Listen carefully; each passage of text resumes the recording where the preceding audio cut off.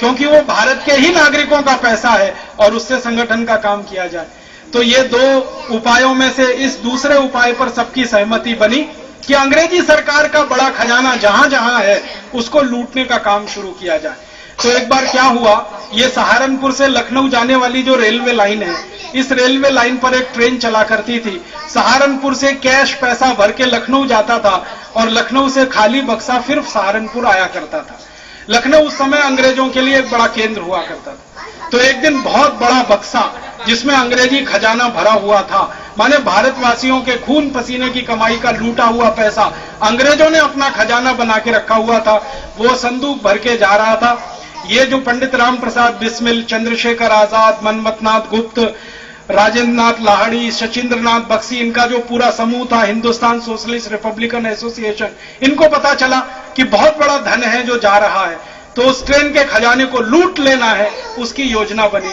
और 9 अगस्त 1925 को काकोरी नाम का एक छोटा सा स्टेशन है, लखनऊ आने के पहले पड़ता है, उस स्टेशन पर ट्रेन की चेन को खींचकर रोक लिया गया गाड़ी को, और ये सारे क्रांतिकारियों के समूह ने वो बक्सा लूट लिया।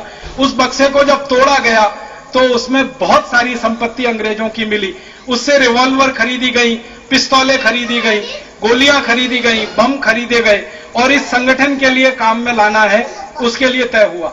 लेकिन बाद में क्या हुआ कि इसकी इंक्वायरी हुई और अंग्रेजों की सरकार ने ये सारे क्रांतिकारियों को पकड़ लिया। चंद्रशेखर आजाद को छोड़कर लगभग सभी पकड़े गए। चंद्रशेखर आजाद अंतिम दिन तक नहीं पकड़े गए। पंडित राम प्रसाद बिस्मिल गिरफ्तार हो गए, सचिंद्र नाथ बख्शी गिरफ्तार हो गए, राजेंद्र नाथ लाहिड़ी गिरफ्तार हो गए, ठाकुर रोशन सिंह को अंग्रेजों ने गिरफ्तार कर लिया।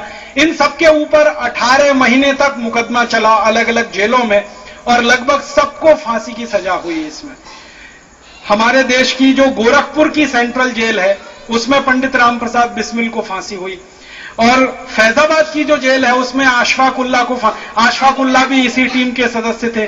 अशफाक उल्लाह को फांसी की सजा हुई फैजाबाद में, रोशन सिंह को सजा हुई इलाहाबाद में, ऐसे अलग अलग स्थानों पर सजा हो गई। चंद्रशेखर आजाद पकड़ में नहीं आए। कारण क्या था? वो कुछ मामलों में बेहद उस्ताद आदमी थे, भेष बदलने में बेहद उस्ताद थे। जब अंग्रेजों की पुलिस उनको ढूंढते हुए घूमती थी तो वो साधु का भेष बना के रहने लगते थे।